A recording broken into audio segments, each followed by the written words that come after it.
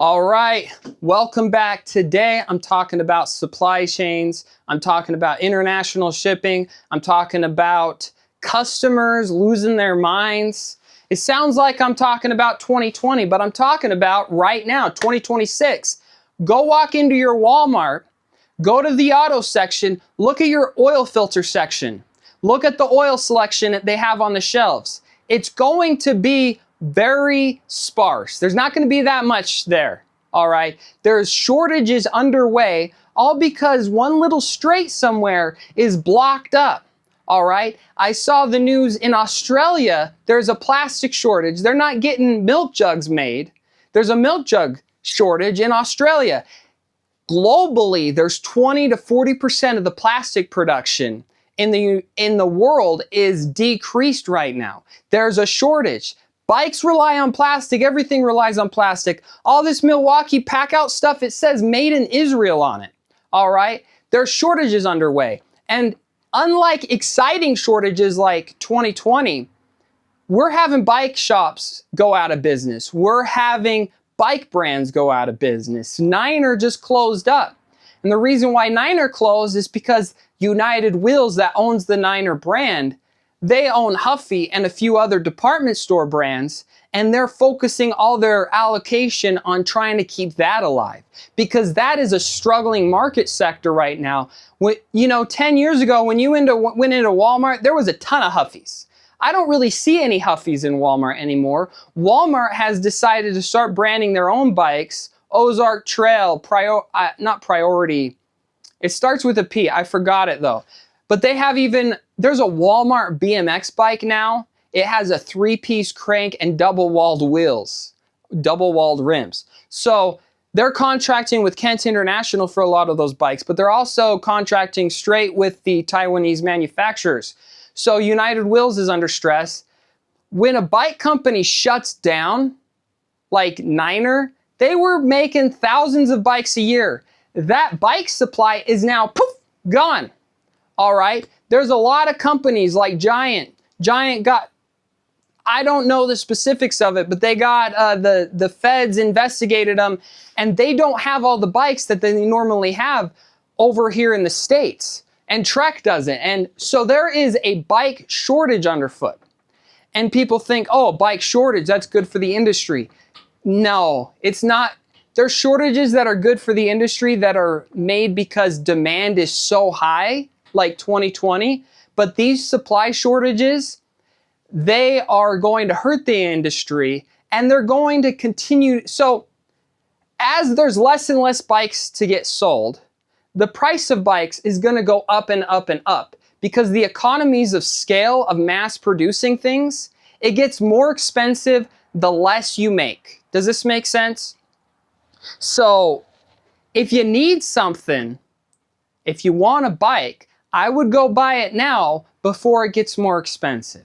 You can argue with me in the comments if you think I'm wrong on this, but I'm pretty sure I'm right because, I listen to people on YouTube all the time, and they say, oh, the housing market's going to crash, or, oh, there's going to be a shortage on this. And it goes one ear and out the other.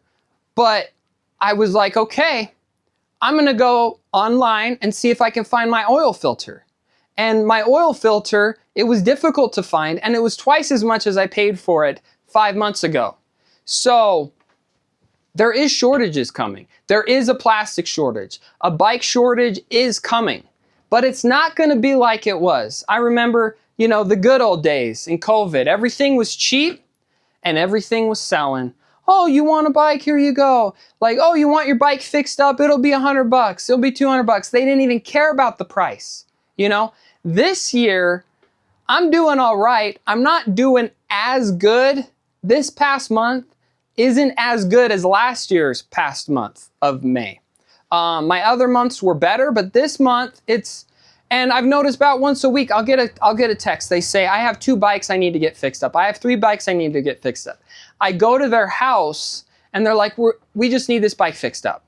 So something happened between the 2 days that we made the appointment that they decided they did not have the extra $100 to $300 or whatever to get the other bike fixed up. All right. So people are cash strapped. And I'm glad that I'm here fixing bikes, because fixing bikes is usually a way to save money. All right. But also, customers, there's another level of inflation I'm going to try to explain to you guys. So you have the inflation from the asset itself costing more. But also 2026 humans, they are totally different than 2020 humans. And this is going to sound mean, but before 2020, I had a no-show like once a year, all right? So just to put it in perspective, I don't go out and knock on doors and ask people if I can fix their bikes next Tuesday. And they say, okay, come by. And then they're not around, all right? They go on the internet, they find my phone number, they call me. I don't answer my calls usually because I'm busy. They send me a text. And they ask me to come fix their bike. It's like if you went out, I'm not dating, all right? I'm happily married. But it's like if a guy goes out, he asks a girl out, hey, will you come to get sushi with me? And then the guy who asked the date, I didn't ask these customers on dates. They asked me to set a date to come to their house. It's not a romantic date, but it's a date.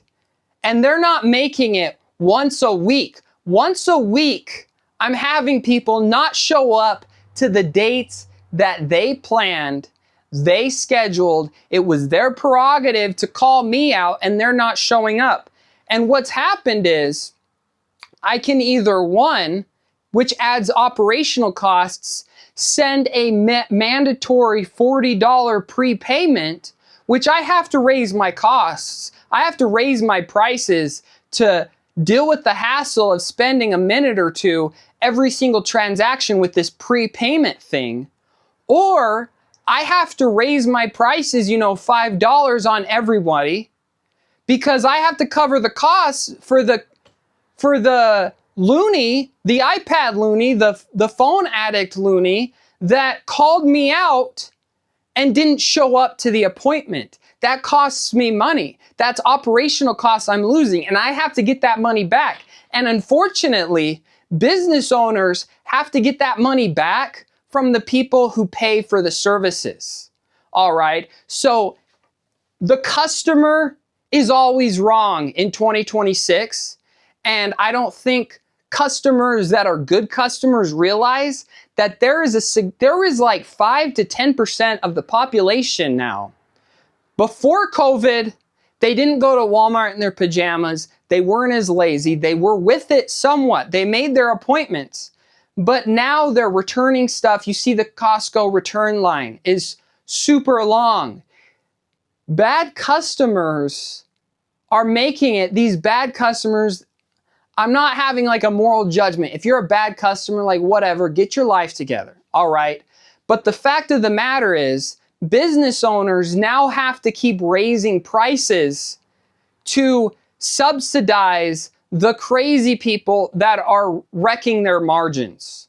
All right. So when Costco has a return line of 24 people returning whatever that they shouldn't have bought to begin with, and they just decided they didn't have money that month and they're making their returns, we have to pay for that. That raises the price of everything.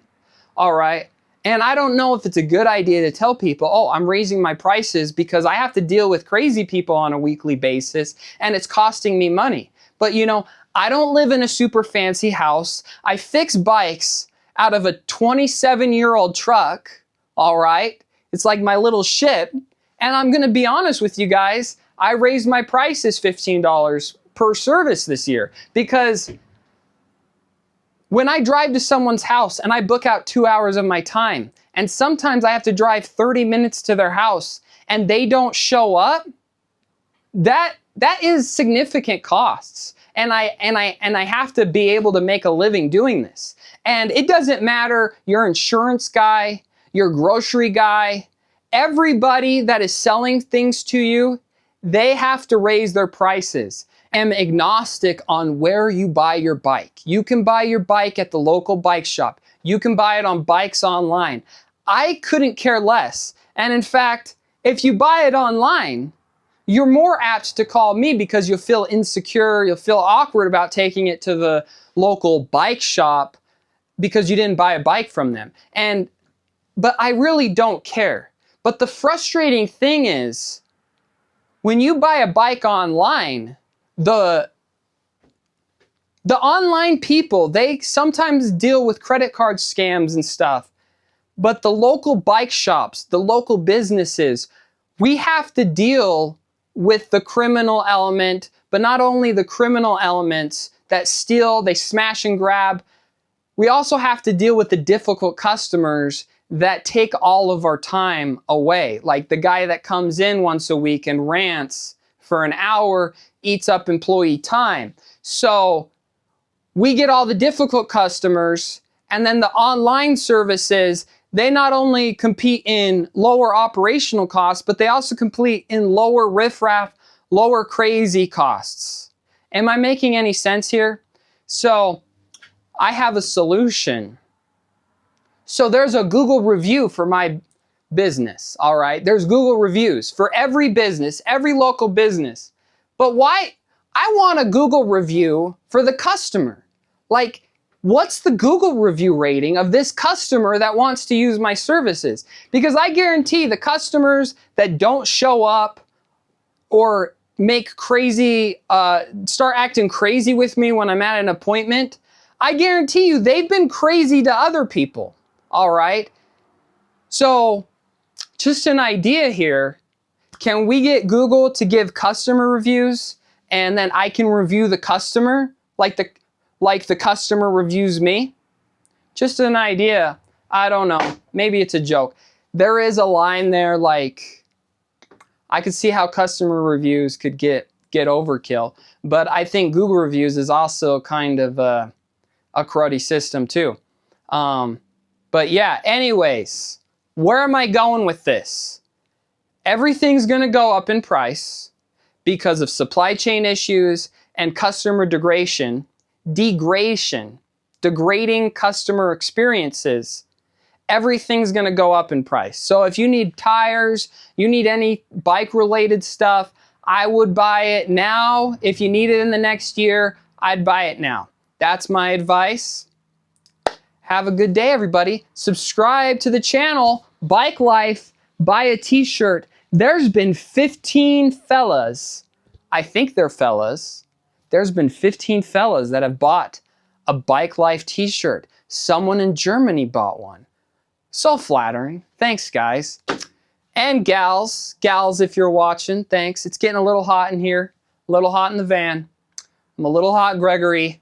Talk to you later.